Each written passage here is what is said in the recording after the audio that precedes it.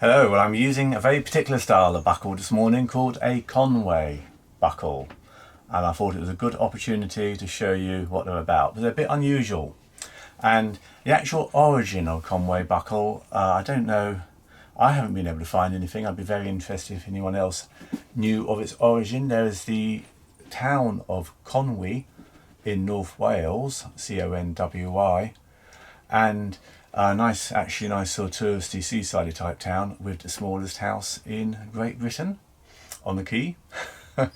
That may have been the origin because the English used to refer to Conway as Conway, Conway, and it's just possible the Conway buckle originated from there, but we don't know. If you know of anything, please jot it in the comments below. Anyway, I've been assembling my mailbag straps, and this is a Mark II, first version. They sold just like that, so I thought let's put out a Mark II, which is slightly larger, and I'm using Conway buckles on them. I'm now saying Conway rather than Conway, going to get confused. And I'm doing sort of Mark II of my USPS mailbags, partly to take the larger laptops. So this is my MacBook Pro. You see, I'm so impoverished here. I have to use a wooden template for a MacBook Pro. I'll show you a bit more closely how they work, and you'll get a bit of an idea of what the Conway buckle is all about. So I've got the back of a mailbag here, sort of under construction at the moment, and the strap clicks on with like trigger hooks. And this is exactly how the old US postal bags were done.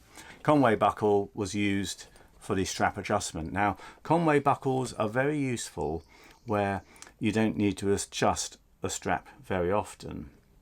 So obviously a postman would have their mail bag and they would use it, and they wouldn't sort of keep adjusting its length of the strap. They're often used in horse bridles and reins for adjustment as well, for the same reason that if you've got the bridle etc on the same horse, then once you've adjusted a noseband or whatever, or the reins of the Conway, then you don't have to keep adjusting them, and they're quite nice and sort of smooth, unprotruding type of buckle to have. Obviously if you use the one lot of tack on different horses, then they would become a bit of a pain because they're a bit fiddly to set basically. But how they're done, and I'll unclip that, is, and I'll show you the blank one close up. So that's what they look like. They've got this center stud, which is actually slightly conical.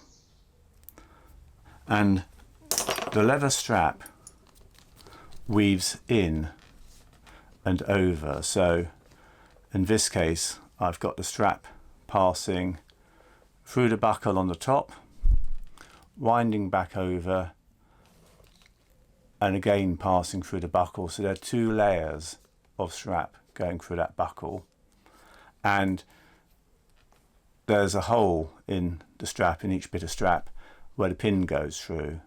Now the important thing when you set these is to make the hole big enough that the strap is fairly straight in the buckle.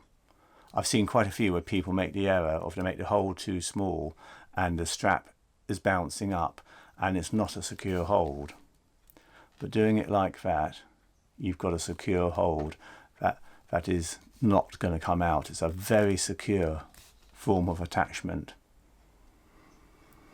The other little thing which additionally sort of helps, I suppose, is if you put the shorter, if you're doing a bag strap, if you put the shorter end of the strap underneath, you're actually locking it with the top layer of strap, because for this shorter length of strap to come unattached, you've got to unattach the top piece. If you need to adjust it, then you can just move your top one there, put it into a new hole, and I've effectively made that shorter. So it's quite a quick, easy adjustment to get it to size. I'll put it back. Bit fiddly, but there you are. That's it back in. And it really is as simple as that. But as I say, the thing to watch is that if you use one of these, you make the holes large enough, it sits down nice and snug and flat so it won't come out. Anyway, I wanted to show you Conway buckles, so that's your Conway, quite a useful buckle to have. Thanks so much for watching. See you in the next film. Bye.